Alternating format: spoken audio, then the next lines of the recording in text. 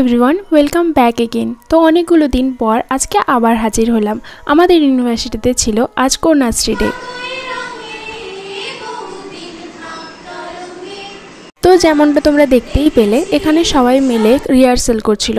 আমাকেও ইনভাইট করা হয়েছিল ডান্স করার জন্য, বাট মাত্র 2-3 দিন পর পরীক্ষা বলে আমি ডান্স করার ঝুঁকিটা ওই দিন নেইনি। আমি নিয়েছিলাম আবৃত্তি করার দায়িত্বটা, কারণ ওটা টাইম সেভ করবে আর বেশি ঝুঁকিদারও নয়। এরপরেই তো সমস্ত গেস্টদের নিয়ে আমাদের প্রোগ্রাম স্টার্ট হয়ে গিয়েছিল। সত্যি বলতে বেশ কয়েকজন গুণী মানুষের সঙ্গে সাক্ষাৎকার হয়েছিল ওই দিন। সকলের স্পিচ বেশ মোটিভেটিং ছিল, তবে মাত্র কয়েকদিন পরে পরীক্ষা বলে আমাদের কন্টেস্টেন্টের খুবই অভাব ছিল। এর মধ্যে এই দিদিটা খুব ভালো আবৃত্তি করছিল, তবে কেন জানি না আমার ফোনে ওটা একদমই রেকর্ড হচ্ছিল না।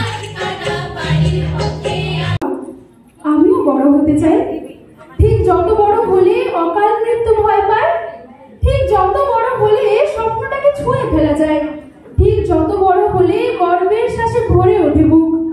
তোমার, আমার, আমাদের, ঠিক যত বড় হলে একটা মানুষ পূর্ণ মানুষ হয়।